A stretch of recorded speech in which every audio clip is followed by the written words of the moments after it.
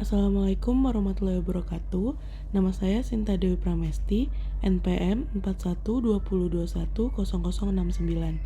Saya dari Program Studi Arsitektur, Fakultas Teknik, Universitas Pancasila.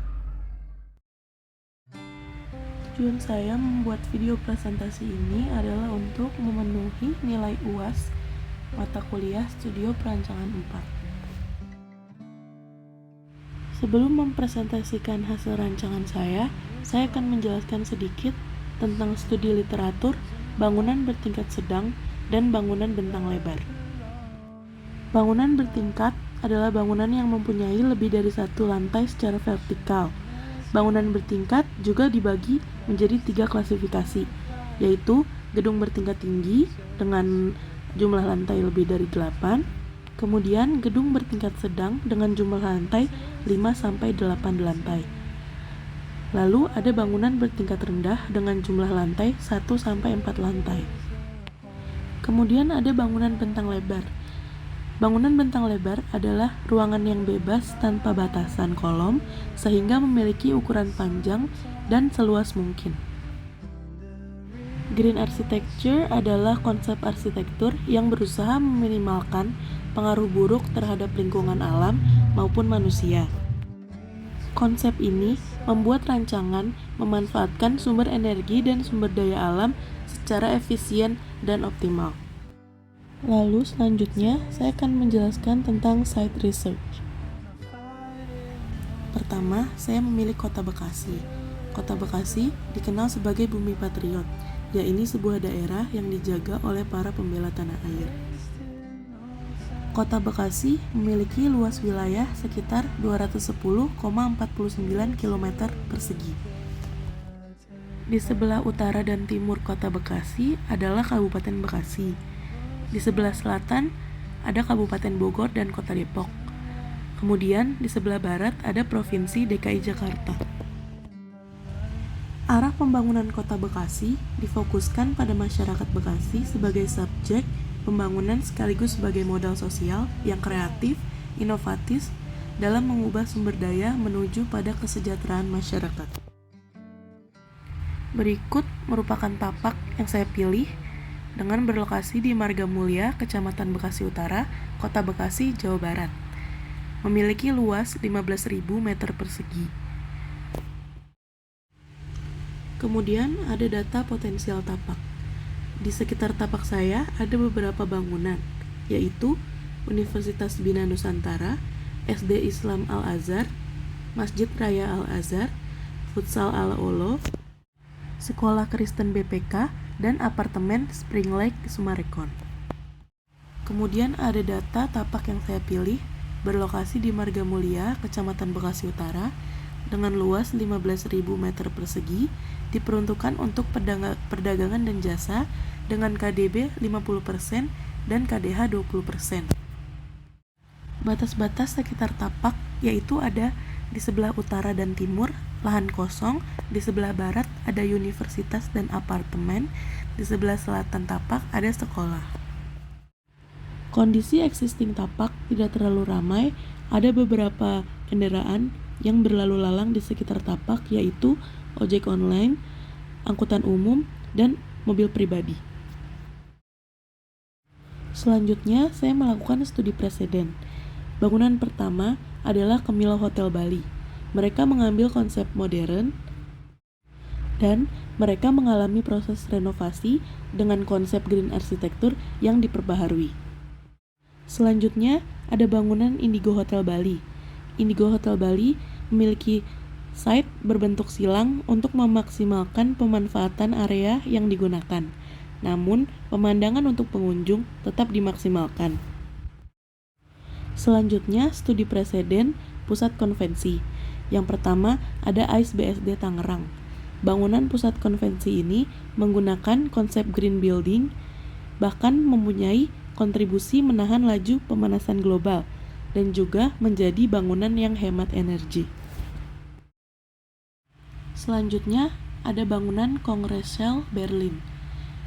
Bangunan ini memiliki bentuk fasad yang sangat menarik dan fungsi bangunannya sangat banyak. Yang terakhir ada bangunan Datva Community Mall. Gedung ini dirancang semi terbuka dan menyederhanakan kerja arsitektur dan strukturalnya. Ruang tengah pada bangunan ini menjadi titik fokus dan kegiatan utama di gedung ini. Di gedung ini juga banyak sekali ditemukan vegetasi, sehingga membuat kesan sejuk dan sehat. Berdasarkan studi preseden yang sudah saya lakukan, saya memilih fungsi gedung tingkat sedang saya dirancang menjadi bangunan hotel, sedangkan untuk bangunan bentang lebar dirancang menjadi pusat konvensi. Selanjutnya ada studi literatur bangunan hotel. Hotel adalah sebuah bangunan atau perusahaan yang akan menyediakan sebuah jasa. Umumnya, jasa yang ditawarkan oleh hotel berupa penginapan. Jenis-jenis hotel yaitu yang pertama ada city hotel, yang kedua ada residential hotel, yang ketiga ada resort hotel, yang keempat ada motel. Kemudian ada studi literatur pusat konvensi. Convention Center dapat diartikan sebagai pusat atau wadah aktivitas kegiatan pertemuan yang dihadiri oleh satu kelompok untuk kepentingan bersama. Fungsi bangunan pertama saya sebagai City Hotel Bintang 3. City Hotel Bintang 3 adalah hotel sebagai tempat menginap sementara dengan fasilitas Bintang 3. Dibangun City Hotel Bintang 3 karena menyesuaikan kondisi sekitar Tapak yang merupakan gedung perkantoran, pusat perbelanjaan, dan gedung pendidikan. Juga tidak ada tempat rekreasi di sekitar Tapak. Lalu, fungsi bangunan yang kedua yaitu sebagai convention center.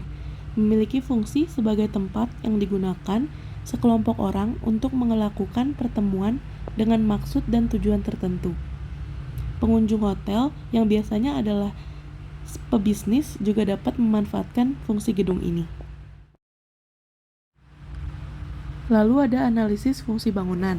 Bangunan yang pertama adalah City Hotel Bintang 3 dengan pengguna bangunan orang dewasa yaitu sekitar 20-30 tahun, wisatawan, pengelola, dan staf hotel.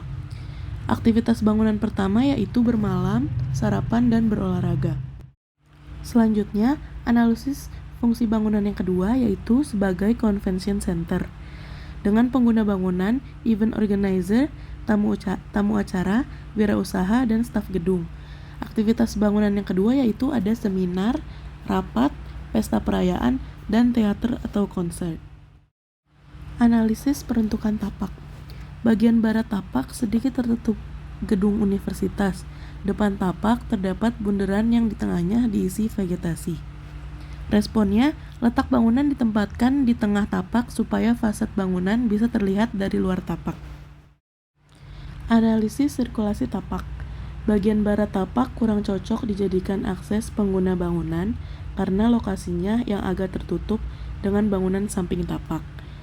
Responnya, akses keluar dan masuk ditempatkan di selatan Tapak dan alurnya menyesuaikan arah jalan raya di depan Tapak sehingga pintu masuk yang berada lebih dulu dari alur jalan raya.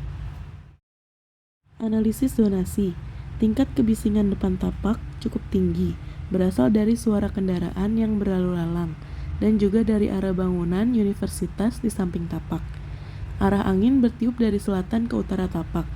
Responnya, penempatan bangunan satu sedikit lebih jauh dari jalan raya supaya pengunjung yang datang merasa nyaman dan memiliki privasi. Analisis kontur dan drainase. Kontur pada area Tapak tidak berbeda dan cenderung datar. Pedestrian belum tersedia di semua jalan, hanya sebagian jalan karena daerah ini jarang ada pejalan kaki. Responnya, walaupun tidak banyak pejalan kaki di daerah ini, harus tetap disediakan pedestrian. Selanjutnya analisis view. View A dan B adalah lahan kosong. View C yaitu gedung universitas dan jalan raya. View D adalah area depan yaitu akses keluar masuk Tapak. Responnya, gedung 1 atau bangunan hotel akan menghadap view D dan membelakangi view A dan C. Gedung 2 akan menghadap view D dan membelakangi view B. Analisis vegetasi. Pada sekitar tapak tidak ada vegetasi yang tinggi, hanya ada rumput liar di beberapa permukaan tapak. Jadi tapak terasa cukup terik pada siang hari. Responnya, supaya lingkungan sekitar tapak terlihat asri, akan ditanami beberapa tumbuhan tinggi seperti cemara atau beringin. Selanjutnya ada konsep rancangan. Saya mengambil konsep arsitektur modern minimalis. Mengapa modern minimalis? Saya memilih konsep ini tentunya setelah mempertimbangkan kelebihan dan kekurangan dari konsep ini untuk rancangan yang saya buat. Banyak sekali kelebihan dari konsep ini, terutama menjadikan bangunan terkesan bersih dan rapi. Ciri bangunan konsep modern minimalis adalah simple dalam bentuk dan fungsi, pencahayaan yang baik karena bangunan cenderung terbuka, penyimpanan yang cukup karena memaksimalkan fungsi pada bangunannya, serta sederhana dan mudah dimengerti. Gaya interior minimalis adalah pendekatan desain dengan penghemat dekorasi dalam ruangan. Interior minimalis modern mempunyai tujuan yaitu untuk mencapai suatu desain yang efektif juga efisien melalui desain yang sederhana.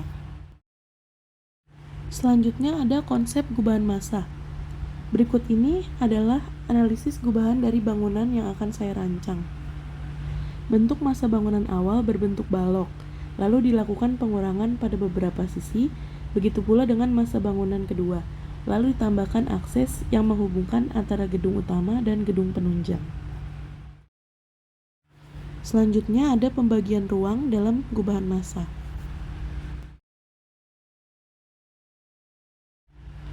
Selanjutnya ada program ruang City Hotel Bintang 3.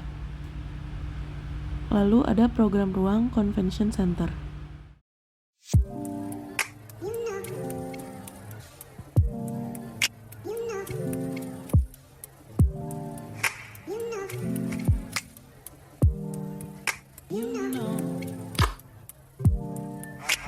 Sekian dari saya, kurang lebihnya mohon maaf. Saya akhiri. Wabillahi taufiq wal hidayah. Wassalamualaikum warahmatullahi wabarakatuh.